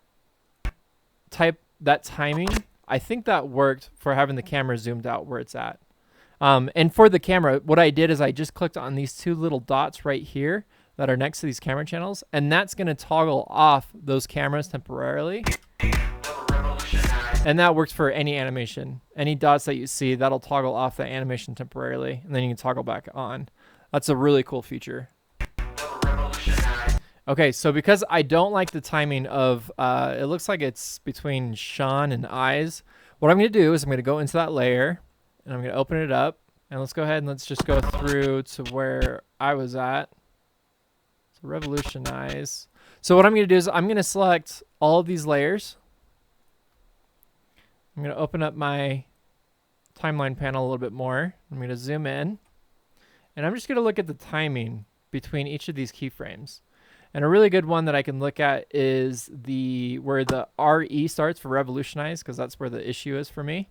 And I can just count this out. So I can go 1, 2, 3, 4. So from that visibility of RE showing up to VO showing up, that's four frames.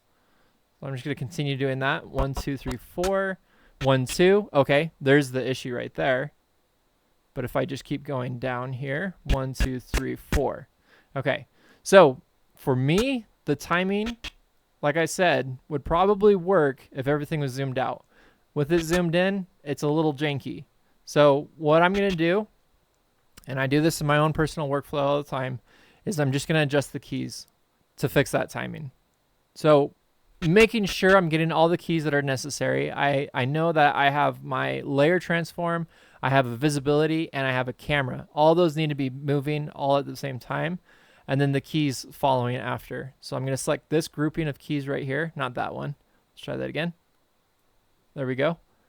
And I'm going to go 1, 2, 3, 4. So I'm going to move that grouping of keys to the start of the frame 142.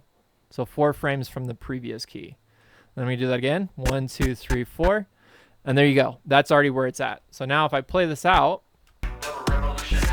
yeah, it was literally just that one layer. I think it was the Sean that was just timed off a little differently. See, that looks a ton better to me. Now, the other thing that I want to do is I want to slow down every and thing, because I think we can have that meet the beat a little bit better than what it's doing currently. Collapse the That Will Revolutionize group, open up everything, select the layer that's being animated. And to me, that feels like it's just coming in a few frames too late. So again, being mindful of all the keyframes that are being affected, I'm going to select that grouping, and I'm going to move that to frame, let's see what feels good. I think 154.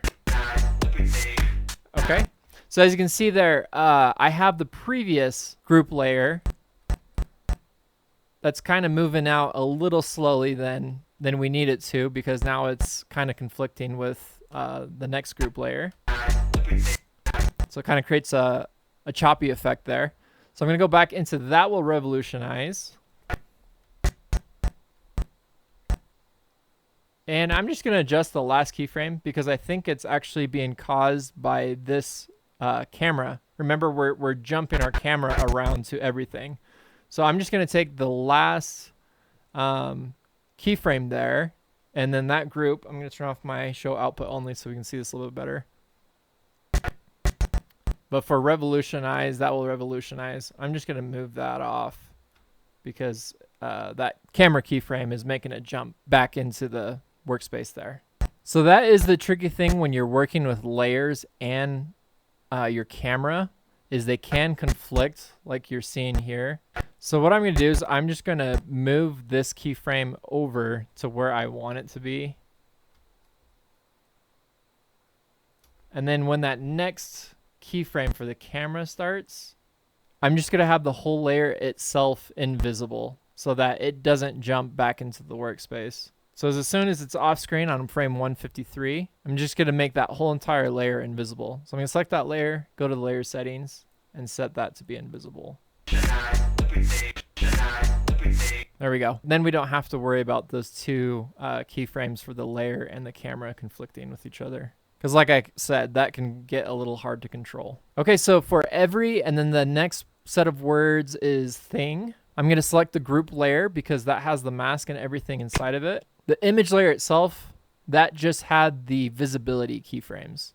Okay, for this one, I think I want to move my timing so that it's set on frame 166. So again, just having this come in a little bit sooner.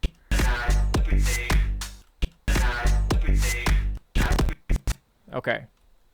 I like the way that looks. So for the image layer, I have that set to 166. And then for the animation for the entire group layer, I also have that set to 166. So let me play that back. Yeah, I think that looks a lot better. It feels a lot better. Now the one intentional offbeat layer that we had set was for our switch layer. So currently if I go to the switch layer itself, you can see that we have it set on frame 190. It's just a little too far after that beat. So if I hit play, it's just not quite there. For me, it feels like it's 186. And again, this is just from testing. This is a lot of trial and error, especially when you're dealing with trying to match to audio and waveforms. It can get a little tricky. So it does take some trial and error. That's why I know that 186 for me feels good.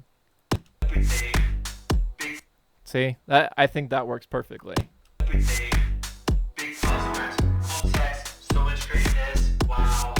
And then I think for the rest of it, I feel like the timing is pretty good. I feel like there will be some adjustments as we start working with our secondary animations. We'll kind of still feel it out in terms of what it is that we need to change up. But overall, I think that looks pretty good. So that's my process as far as going through and fixing the timing of the animation. Again, I usually don't do this all the time at the end of my animations. Usually I want to have my timing figured out beforehand, but I just kind of wanted to show you my process so that you can kind of adapt your own and figure out what it is that you want to do so that at the end of your animations, you know how to tighten things up, move things around, and make it feel better. Next, we will cover the secondary animations. There are two parts in this animation that we will add secondary animation to. The first is for the line, everything. We'll have the dot on the eye bounce up, drawing attention to that part of the animation. Then we will have that eye quickly become the element to transition into the next scene. And all that secondary animation is subtle movement that adds to the main action. So the first thing I'm going to do is I'm going to come over to my layer panel, and underneath of the group layer everything, and underneath of the group layer that we set for the mask for thing, I'm going to select the layer dot, and I'm just going to come over to my timeline. I'm going to go over to where that starts. Now I want to have the dot that we created out of a vector shape to go inside of the stem of the eye. So to select those points of the dot, I'm going to hit G on the keyboard for my select points tool, and I'm going to select those points. I'm just going to zoom in here with my mouse. Then I'm going to hit T on the keyboard for the transform points tool, and I'm just going to move that down so it's inside that stem. And then I'm going to create a stretch effect. So as it comes out kind of fast, and it has a stretch effect, and then it settles into its normal position. So to create that stretch effect, I'm going to hold down Shift, and I'm just going to left click on the side there and drag. And right now it's dragging to that left point. If I want to center that stretch effect, I can hold Shift and Alt at the same time as I'm dragging. So something like that. I'm just going to move that down a little bit. I just want to make sure that it's not visible inside that eye, because we're going to have it pop out in about 5 frames. So I'm going to count out 1, 2, 3, 4, 5. So right here, this is where we're going to have it pop out. And to make this easy, all I'm going to do is just set this to its original position that it's on frame 0. So to do that, I'm going to hit T on the keyboard for my transform points tool. And then here up at my tools menu, I'm just going to reset the position. So now we got this. Now to make this a little bit more interesting, it is a fast animation, but to make it look a little bit better, I'm going to come over about 2 frames and I'm going to reset the position again. Because on this position, I want to have it overshoot slightly so it comes up a little bit higher than the end position. And I'm just going to still give it a little bit of that stretch. So it'll go from that position to there. And again, it's a really quick motion, but this just adds a little bit more bounce to the animation. So now I'm going to hit play. Just enough so that it draws our attention to this eye. Because what we're going to do is we're going to use this as the element for the transition. Now I'm going to add the secondary animation on the dot that comes up after big buzzwords, moves on to the next line cool text, then shoots off screen. First thing I'm going to do is adjust the timing for when the dot appears. As long as the changes to timing doesn't dramatically affect the animation itself, making me lose a lot of time and effort, I'm usually changing the timing as I go. So let's animate this together and we'll see why we need to change the timing. So I'm going to close the group everything, and I'm going to open up the group big buzzwords, and I'm going to select the layer that we'll be changing the timing to, which is going to be the last layer for me. And I'm going to navigate over to where that appears. So it looks like 210. So right now the dot is moving up in the animation, and then it's just sitting there. What we want to do is we want to give it a little bit of anticipation, because it's going to move to the right and then shoot over to the left next to cool text. So we'll give it a little bit of a wind up anticipation. So I'm going to give myself about 6 frames. So between these two keyframes, they're holding the exact same position. I'm going to move the second keyframe here 2 more frames. And then I'm just going to move that layer just slightly to the right. So then we have just a slight anticipation. And then I'm going to go over another 6 frames to the right. 1, 2, 3, 4, 5, 6. And I'm going to move that into place so it's right there next to cool text. And if I play this back, okay, so that looks pretty good. We do have a pretty slow movement here because it's currently set to a smooth interpolation. So let's set it to the elastic interpolation. I'm going to give it a bounce count of 1 and a scale of 0.8. Now if I play this back, cool. We got a little cool animation with a little bit of anticipation there. Now what I want to do is I want to have this sit for another 6 frames. So I'm going to count out 1, 2, 3, 4, 5, 6. But as you can see there, our text for cool text is already shooting off and the dot is still there. We want the dot to shoot off before the text. So I'm going to need to adjust the timing on the cool text line itself.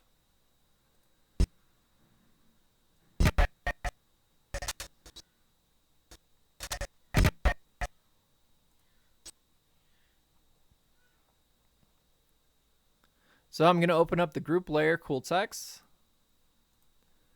And I'm going to select both of the layers since we're going to want to change both of those at the same time.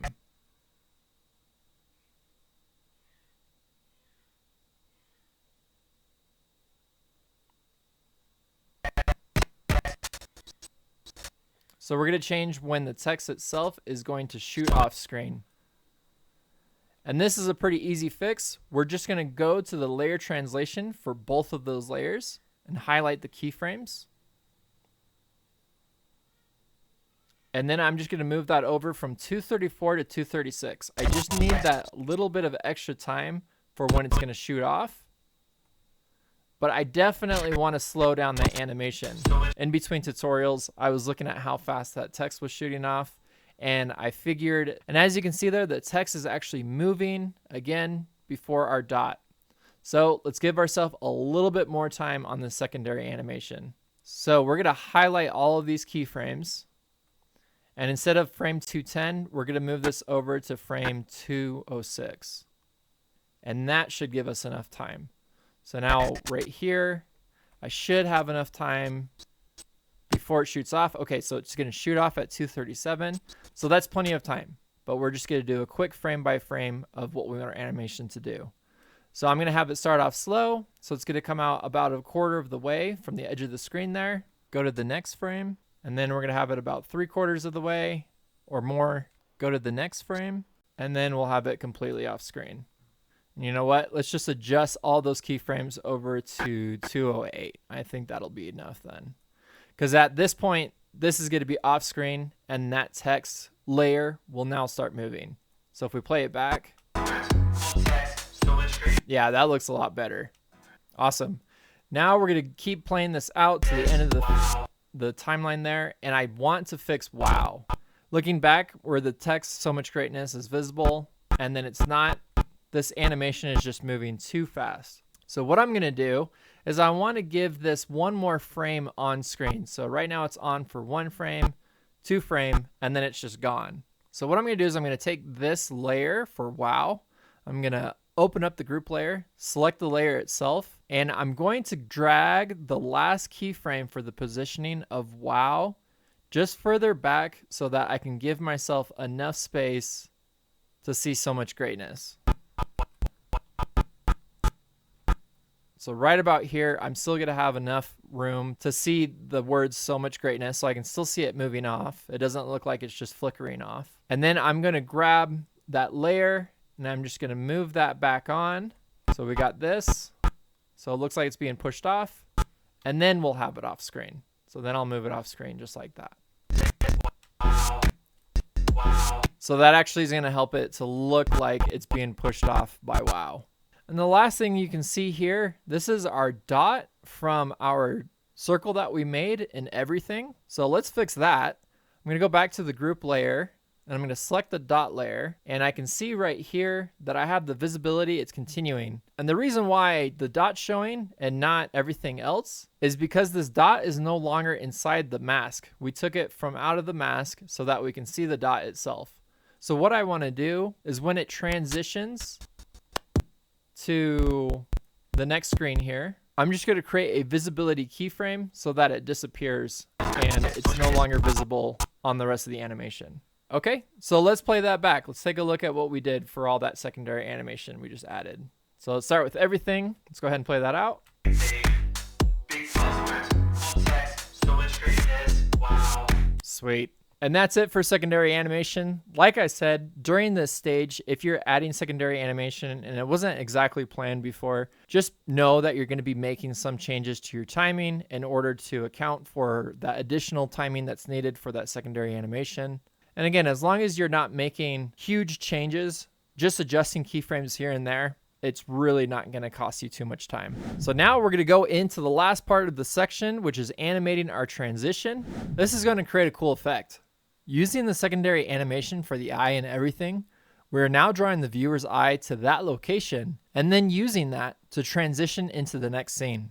So let's navigate to the everything group and let's go to the dot layer for eye. And I'm going to go through on my timeline and I'm going to go to the frame right before it switches over to the black screen with our switch layer.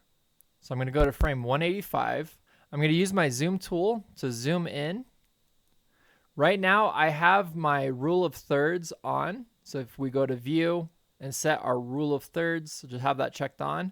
That's what I'm going to use to help me to center the eye within the scene. So I'm just going to zoom in and then I'm going to use my tracking tool to kind of center that.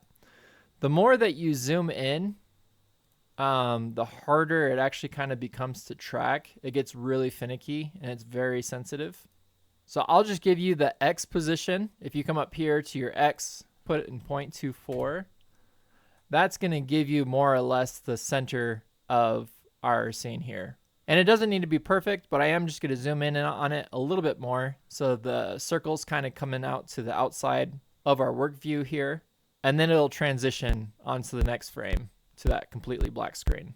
Then I'm going to go back about to frame 180. And I'm going to set a keyframe for my track camera and a keyframe for my camera zoom. And then what I'm going to do is I don't want these keyframes down here to be step because I want to have the transition slowly zooming in. Once that eye appears, it zooms in. So I'm going to change this over to smooth.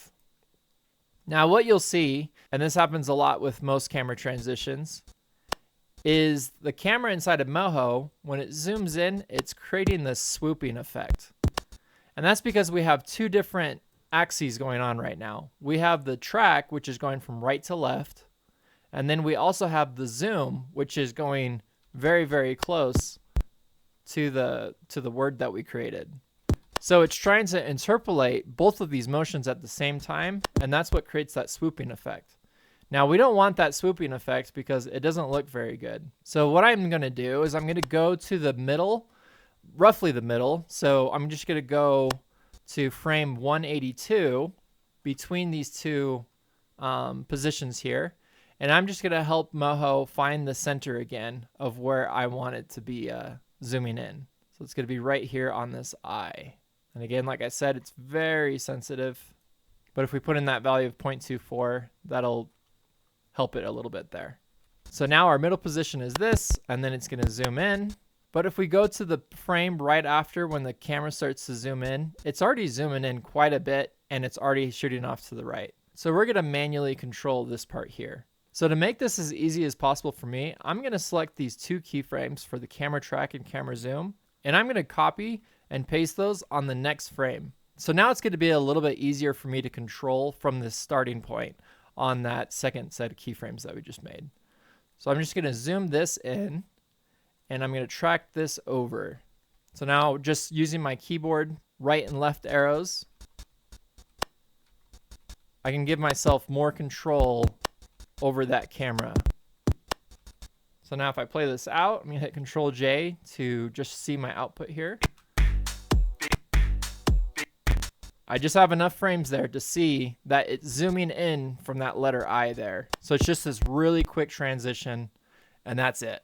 So that would pretty much conclude our animation. So let's go back to the first frame of our animation and let's check it out. Let's just make sure that there's nothing else that needs to be fixed. And let's hit play.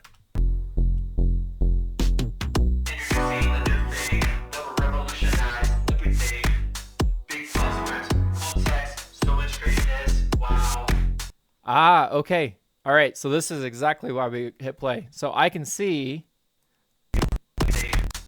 that my camera is still affecting the camera track. The last camera track that I did is still affecting the positioning. So now this is over slightly to the left. This should be off screen. So I need to fix the camera. So right here, it goes in, but then I still have the camera tracking. When I move the scene over to the left a little bit, it's still being held by this keyframe here. And because there's no other keyframes that are changing that position, I need to set that position here on frame 190. So that's pretty easy to do.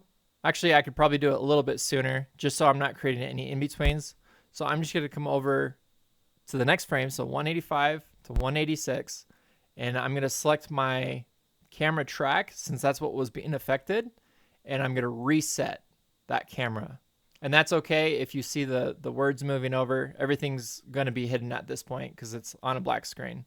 That and the visibility disappears for those layers. Okay, let's look at that one more time. I'm going to make this a little bit bigger. If you've enjoyed the course so far, leave a like and let me know down in the comments. I'm going to turn my output back on and I'm going to play this out.